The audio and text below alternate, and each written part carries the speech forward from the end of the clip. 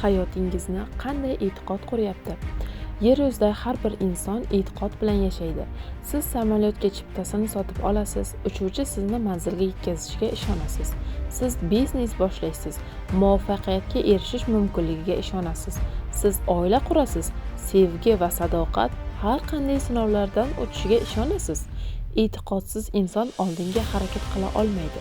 Lekin har bir e'tiqod haqiqatga olib bormaydi. Ba'zi ishonchlar hayotni qutqaradi, boshqalar esa uni ichidan asta-sekin yemiradi. Siz buni anglashingiz mumkin yoki yo'qmi? Sizning e'tiqodingiz allaqachon kelajagingizni shakllantirmoqda. Ikki xil e'tiqod bor. Tabiiy e'tiqod mavjud va ilohiy e'tiqod mavjud. Tabiiy e'tiqod ko'rinadigan narsalarga ishonadi, insoniy mantiqqa, tajribaga, vaziyatlarga, lekin ilohiy e'tiqodga boshqacha. Ilohiy e'tiqod Xudoning kalomi ustiga quriladi va Xudo insoniyat qo'rquv, madaniyat, bahonalar yoki ruhiy qullik ichida yashashni istamaydi. U insonlarni tirik e'tiqodga chorlaydi. Qarorlarni o'zgartiradigan e'tiqodga, xarakterni o'zgartiradigan e'tiqodga, taqdirni o'zgartiradigan e'tiqodga. Har bir inson nimagadir ishonadi. Ishonchsiz hayot bo'lmaydi. Asl savol sizda e'tiqod bormi, yo'qmi emas. Asl savol sizning e'tiqodingiz nimani hosil qilyapti. Ba'zi insonlar o'zlarini muvaffaqiyatsiz deb ishonadilar. Hech narsa men uchun ishlamaydi. Men omadsizman. Mening kelajagim allaqachon barbod bo'lgan. Shunday qilib oxir-oqibat ular harakat qilishni to'xtatadilar. Ularning ishonchi qamoqqa aylanadi. Lekin boshqa bir inson shunday ishonadi. Agar men o'rgansam, rivojlansam, mehnat qilsam va insonli bo'lsam, hayotim o'zgarishi mumkin. Shuning uchun oldinga harakat qiladi. Harakat esa natijalarni keltirib chiqaradi. E'tiqod harakatga ta'sir qiladi. Harakatlar yo'nalishlarga ta'sir qiladi. Yo'nalish esa taqdirga ta'sir qiladi. Shuning uchun sizning e'tiqodingiz siz o'ylagan narsadan ham muhimroqdir. Xudo haqidagi tushunchangiz hamma narsani o'zgartiradi. Ko'p insonlar shunday deydilar: men Xudoga ishonaman. Lekin Xudoga ishonishning o'zi yetarli emas. Xudo siz uchun kim? Chunki Xudo haqidagi tushunchangiz hayotingizni qanday yashashingizni belgilaydi. Ba'zi insonlar uzoqdagi Xudoga ishonadilar.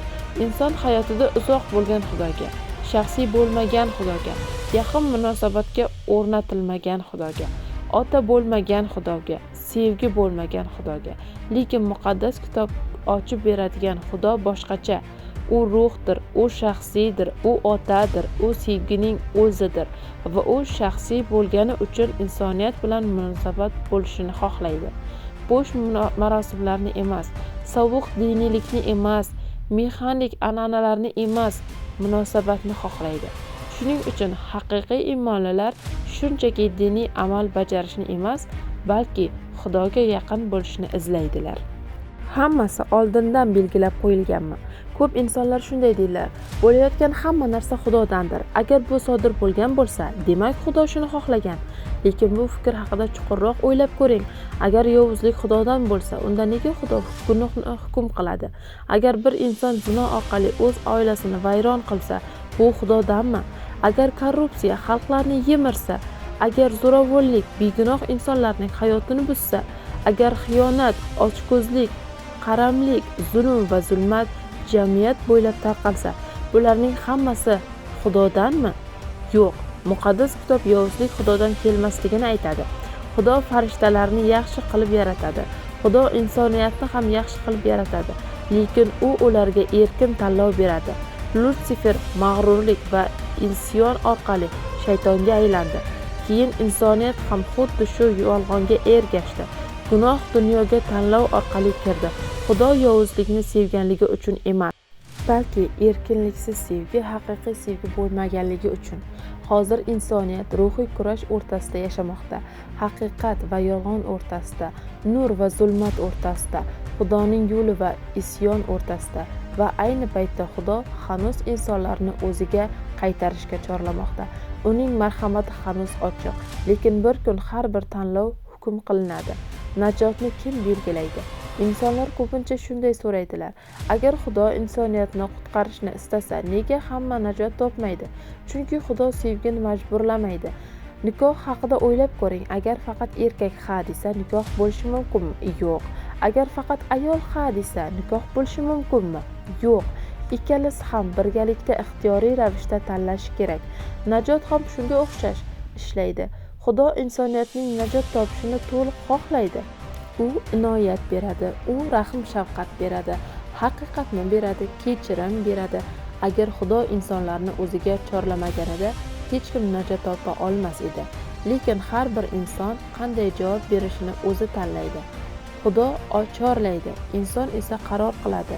Jannat majburiy sevgi emas, u insonlar ixtiyoriy ravishda tanlagan Xudo bilan abadiy birlikdir. Taqdirni yoki qarorlar. Xudo har bir inson uchun ulug' va muqaddas yo'lni tayyorlagan. Lekin biz o'sha yo'lga yuryapmizmi, yo'qmi, bu bizning tanlovimizga bog'liq. Har bir vasvasa chorrahaga aylanadi. Boshqa birovning turmush o'rtog'i sizning e'tiboringizni tortadi. Siz tanlaysiz, gunoh lazzat taklif qiladi. Siz tanlaysiz, oson murosa yo'li paydo bo'ladi. Siz tanlaysiz va har bir tanlov hayotingizni qayerga olib boradi. Bir ayol ko'p yillar davomida turmush qurishni kutdi. Oxir-oqibat unga uylangan erkaklar ikkinchi xotin bo'lishni taklif bera boshladilar. Bir erkak uni juda qattiq sevib qoldi. U qiyin paytlarda unga yordam berdi, uni qo'llab-quvvatladi. Hayot og'irlashgan paytlarda yonida bo'ldi. Lekin u shunday javob berdi: men baxtimni boshqa bir ayolning azobi ustiga qurmayman. Men hasad, raqobat va yashirin achchiqlik bilan to'la uy istamayman va bolalarning mojarolar muhitida ulg'ayishini ham istamayman. Bu qaror unga ma'lum bir narxga tushdi. Lekin keyinchalik boshqa bir erkak qaytib keldi. Yillar avval unga sovchi qo'ygan va rad javobini olgan inson. Bu safar u ha dedi va ular tinch hamda baxtli oila qurdilar. Ko'ryapsizmi? Bitta qaror taqdirni o'zgartiradi. Xudo insonlar uchun yuksak yo'llarni tayyorlaydi. Lekin ular o'sha yo'llardan yuradimi yoki yo'qmi? Bu ularning tanloviga bog'liq. Tanlovingiz uchun taqdirni ayblashni to'xtating. Ko'p insonlar gunoh ichida yashashda davom etib, aybni taqdirga yuklaydilar. Lekin Xudo o'z kalomi orqali haqiqatni allaqachon ochib bergan. Itoat hayot olib keladi, gunoh halokat olib keladi. Haqiqat yuksaltiradi, zulmat esa oxir-oqibat insonni yutib yuboradi. Har bir qaror urug' ekadi va har bir urug' oxir-oqibat hosil beradi. Kattaroq narsalarga ishoning. Nega ayrim insonlar bizneslar, xizmatlar, maktablar, kompaniyalar va katta harakatlarni quradilar? Boshqalar esa o'nlab yillar davomida qo'rquv ichida qolib ketadilar. E'tiqod. Yuksalgan insonlar odatda kattaroq narsalar mumkin ekanligiga ishonadilar. Keyin ular o'rganadilar, ta'lim oladilar, mehnat qiladilar, muvaffaqiyatsizlikka uchraydilar. Yana o'rnidan turadilar, kurashadilar, donolikni izchil ravishda qo'llaydilar. E'tiqod harakatni keltirib chiqaradi, harakat o'sishni keltirib chiqaradi. O'sish esa natijani keltirib chiqaradi. Boshqalar orzu qiladilar, lekin o'zlari bundan ham yuksakroq bo'la olishlariga chin dildan ishonmaydilar. Kattaroq narsalarga ishonishni boshlang. Mag'rurlik bilan emas, e'tiqod bilan. Xudo sizni chinakam hayot uchun yaratgan. Muqaddas kitob g'ayritabiiy haqiqatlarga to'la.